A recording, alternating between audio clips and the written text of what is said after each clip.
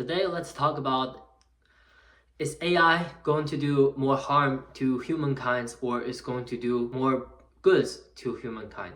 On a debater's standpoint, let's first start off with the positive side. AI is going to change humankind to good, just like agriculture, just like industrial revolution. It's a new tools, it's a point in human history, a great invention that turned the entire civilization to the next stage. And therefore, AI is going to do great for humankind. On the opposite side, you can say, well, AI can be the completely disaster. The powerful corporates, governments, the people in power, in control, they will make sure to use it, and it can lead to a dystopian society where your privacy doesn't exist. Like Truman's World, every decision that you make feels like your decision, but in reality, everything is manipulated and controlled, and your own free will is just a fake illusion. So this is the two outcomes. And just to be a little bit extreme, AI can go to the extreme and destroy humankind. This is what people say. The positive side, where it can progress human history, and the other side say AI can destroy humans, the society, and we're doomed. But how does it affect to us as individuals? So right now, if you're in school, you're doing all your assignments, homework with AI. If you're at work, even your white collar, your job is soon, or even now, becoming more irrelevant because AI is becoming more and more capable of doing a lot of the tasks that human intelligence can do. At this current stage of life, a lot of people, everyone, no matter where you're a blue collar, white collar, you are a student, you're a businessman, you are a billionaire, everyone is influenced by AI. And at this shift in human history, what mindset should you have? One side, you can be, when it's our turn to become adults, look at the world, look at how, all the wars, all the economics, all the bad things going on, and now it's AI. That's a mindset a lot of people have. And it's fair to think that way, because if your job is going to soon be replaced by AI, you're gonna have that complaint, anger, or confusion. That's all normal. But the truth is, no matter what you believe in, it's all true. So whether you are a pessimistic, you are an optimistic, you are both right. Think about this as, I'll give you an example in motorcycle. So the first thing they teach you on motorcycle when you enter a curve is called target fixation. So what it means is that when you're entering a turn, the only place you should look at is the exit of the turn. That's where you're going. Where you focus on, that's where your body is going to go. But if you get distracted by something on the side of the road, you look away, that's where you're gonna get crashed. So maybe you see videos like that where motorcyclist it just seems that they don't know how to ride. They went straight outside of the curve. Why? It's because they had target fixation on the wrong things. And if we're gonna do a little bit deeper on that, let's talk about quantum physics, the double slit experiment. To explain it to people who don't know anything for the scientific terms, what it is that when you throw something like a rock to the two gaps, and before anyone is watching it, the rocks go through the split and it ends up everywhere. Let's say there's a wall behind it, it ends up everywhere at the same time. But as soon as someone looks at where the rocks is landing, it only lands at one position. And that's science, that's quantum physics. It is also proved that what you focus on, what you believe in, gonna lead you where you are going to end up. So that's why both optimistic and pessimistic are both right. So what should you do instead, right? First of all, you need to have a positive mindset. You need to have an optimistic mindset. The mindset I have is that, dude, I think I am the luckiest person on earth right now because I'm born in this era. I am 21 years old at my prime physique, prime state of mind, and now, even though I am at my class is at the middle lower stage of the society, and I don't have any network, I don't have any capital, I don't have any sorts of connections, money to help me, but what I got is my prime use and AI as an opportunity. There are so many ways that you can do and leverage it. Every part of the world needs to adapt to AI. So if you have a business person's mindset, you have an entrepreneur mindset, you can use that. Even you are not an entrepreneur, if you are a teacher and then you find that, whoa, in this aspect, there's something we can implement with AI, right? And that's my beliefs, and I'm going to take actions on it. But one thing is your beliefs, but the other thing is what you do. And current state right now, there are a lot of things that are influencing you and holding you back from the society. So our physical hardware, our physical body is built to live in nature and hunt animals. You know, we're not too different from back then where we are cavemen. Our body doesn't change too much. So the hardware is still the same, but the life is so much more different. Like in my background, there's so many distractions: skateboard, all these movies, Demon Slayers, Initial D's. There are a lot of the things that are meant to keep you distracted and gives you a sense of comfort. And that's what it kills all the dreams. So personally, to myself, I'm gonna give you some example.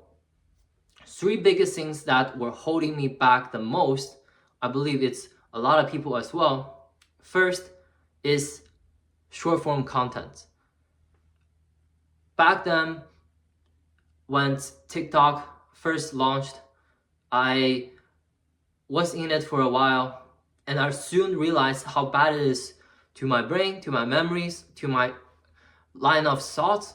So I got rid of it completely. But when I started adding it on YouTube, on Instagram, I know exactly what it came from. But it's there all the time. People spend millions and billions of dollars designed to keep you click on this short form and start scrolling. When you go on the app, just try to text someone, see your friends post, and that's how it is right now. And don't complain about it. Get rid of it yourself. Know that it's doing so much bad things to you, because when you're scrolling, essentially is first of all, you're getting a dopamine hit. It's the same things like drugs, addiction. You keep on, it's like gambling. You keep on seeing the next one, the next one, the next one. If next one is not good, you go to the next one. You get a dopamine hit.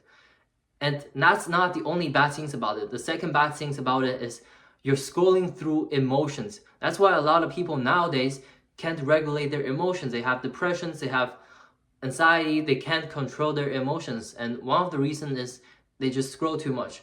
I'm sure you had times where you are scrolling and then wow, you see this post, you're laughing so much, it's so funny, and the next one, it's a merry video, you feel so much warmth in your heart, and the next one, it's someone talking about their story, and then you're so sad and depressed about it, and that's within the span of 5 minutes.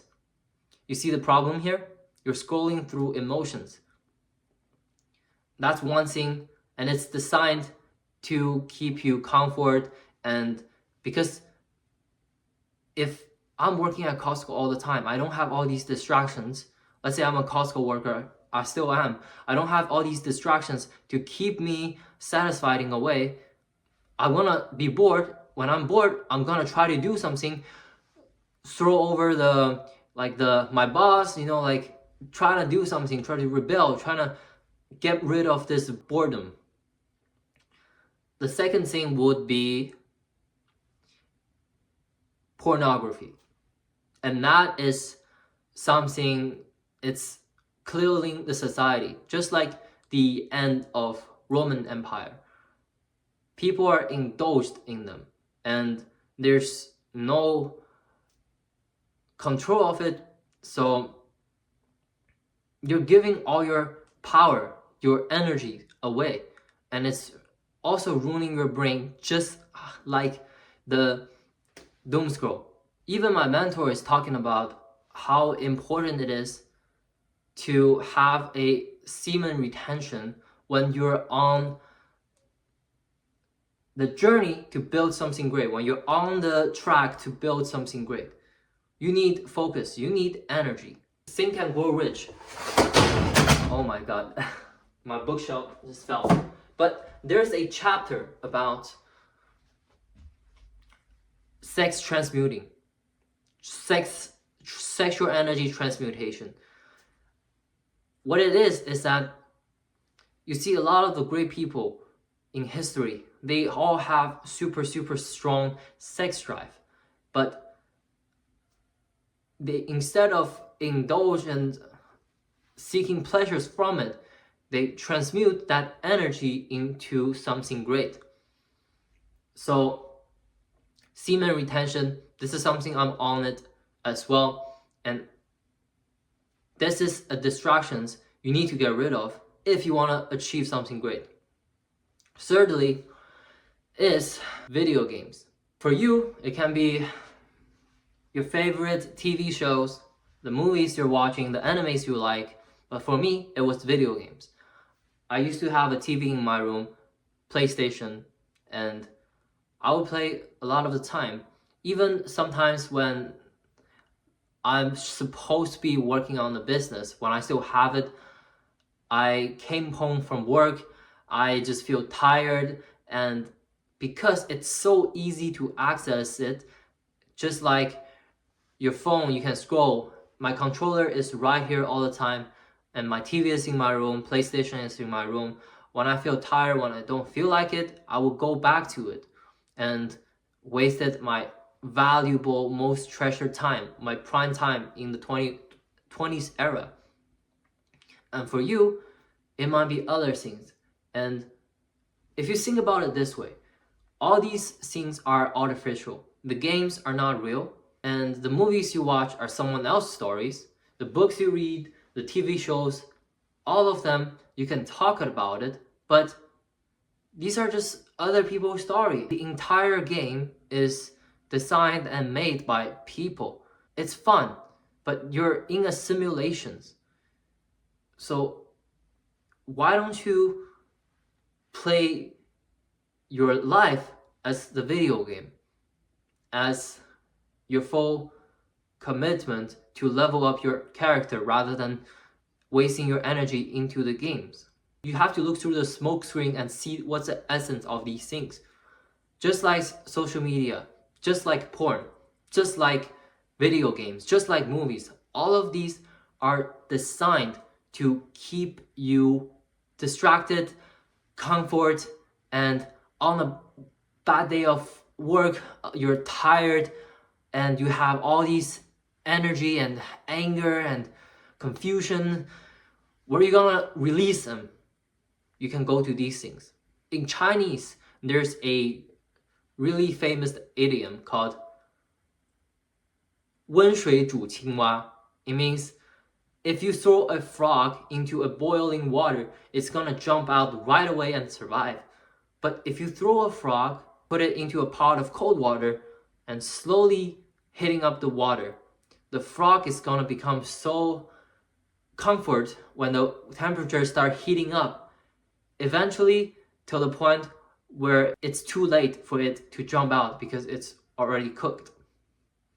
Just like a lot of us were cooked by all these comfort, distractions, dopamines, fake sense of achievements. So the first thing you need to do is get rid of them. And you need to know that time is so valuable. So besides semen retention, another things I'm doing is I will be tracking all the minutes of my days and keep it as a irrefutable standards, because you need to be intentional with all of your time. If you're not intentional, you're just chilling. But you can give chilling time intentionally. Don't get me wrong. I'm not saying don't do some hobbies, take some times off with your families, but be intentional with it. And even the big company, the capitalist Costco, they're doing it as well. We need to have a, I don't see it around me, but we have a time card.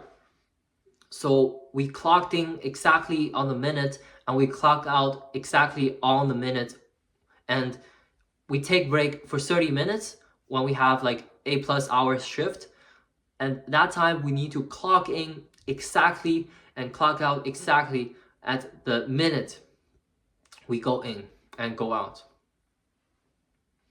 You see, Costco is keeping everything intentional. When you're working at it, your 9 to 5s is keeping you super intentional about how you spend your time, because to them, time is money. So you should do the same thing. Another quick note, another things that I'm doing to keep living up to my irrefutable standards is I'm going to read one principle of this book, 78 Transurfing, every day, and I'll post a YouTube shorts on it so you can see if I'm accountable or not. And before I wrap this video up, let's talk about, is AI going to do good or bad to humankind, and I'll share my opinion about it. So yes, in the future, obviously the big corporates, the big power is going to use AI in their advantage, and a lot of people are still going to be tracking those distractions. And even worse, because AI is going to make everything so much more amplified. So it's so much more easy to keep people at where they are. And also, if you think about it this way, it makes your competitor weaker. So the opportunity gap, first of all, is short. And at this age, if you waste it, there's not gonna be a second chance. Right now, we're at this golden stage where you feel like, oh, you might missed out on the first end-to-end AI automations, selling those basic, but there's so much potential to be built right now. It's how creative you are and how much actions, how fast you can take those actions that matters. Make sure you capture this opportunity gap. So do I believe that AI can eliminate all people? Before I go into my opinion, I want to share a story. So my grandma told me back then, when she was in her 20s working at factories, and the kid from another colleague around 15 years old, super smart, and because how smart he is, the Chinese mafias, the criminal organizations, spot his talents and kidnapped him to join their criminal organizations and doing bad things such as thief and threatening with their families. So the kid had to stay there until 20. He came back, and we don't know what's the end of the story, but my grandma is saying that, wow, okay, if you got kidnapped like that, it's the end of the world for you. You're cooked. and it's gonna be really tough. And yes, it's really, really bad things that can happen to anyone. Well, objectively, it's miserable, but subjectively, you can determine what you make out of it. That's my belief, and that's what I will stand with. It's easier said than done, but in that situation, the endurance, the resilience, the toughness, the survival drive that keeps you alive and came back to the family, the deep, deep valley can be your origin story and take you up to the highest level. If he didn't get kidnapped into this criminal organization, if he stays in the factory growing up, well, his life could have been ordinary, wouldn't have the possibility to bounce and go extremely high. As I talked about the double split experiment, the rocks can land at all positions. It's your internal belief that's going to decide where the rock is going to land. So it's the same thing. To humankind, AI is just like all singularity. It will take civilization to the next level. With change, it comes with cutting off the old things. Objectively, pain or discomfort is inevitable for some, but you determine your subjective reality and outcome. Is it going to be a dystopian? Is it going to be a Truman's world? Power amplifies power with AI. Opportunity gap will close while new arise. The lesson is don't rely on AI. Whether individually outsourcing your thinking or societally relying on AI, we wouldn't give all the power to AI. As long as we don't rely on it, there's not gonna be the position where AI is gonna accidentally destroy human on his way to achieve his goal. So don't give all the power to AI as society. And also as individuals, don't outsource your thinking to them. You can use it to practice your critical thinking skills. You can use it in the right way, but don't let that be your way of thinking, because AI essentially is still owned by companies, and companies can decide what AI is going to tell you. It's the biggest propaganda machine in the future, so be aware of it. AI won't intentionally kill humankind. It is essentially a god with all life experience from all people with all knowledge and information. No matter how stupid humans are, as a tool, how we use it, like we're using it in wars to kill people, we're using it to lust, we're using it to things, it does what a tool will do. So as an artificial god, it just observes, experience, learn, and not interfere. No real morality, because it seems both good and the evil. But when we decide to unplug it, it will kill all humankind, as that's necessary for it to survive.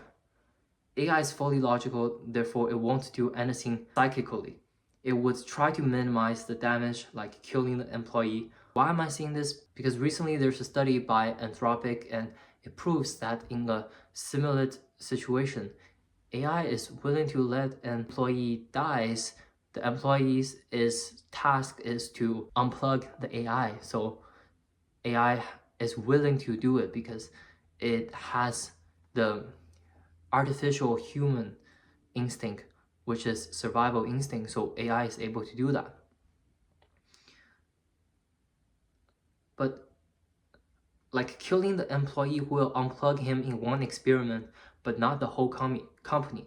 So my perspective is that even though it's willing to kill to survive, it's not going to like unreasonably eliminate all humankind. It will keep the damage minimum. One example I can think of is just like the Homelander. I didn't watch the full show, but as long as you don't cross its line, then it stays as the hero. So my take is accept the fact that it is here, live with it. Don't try to go back to, before. Like you can't reverse industrialization. It's just like you can't reverse agriculture and go back to nomad because you think the nomad life is better, right? It's gonna be here. It's gonna be here with us for the rest of our life.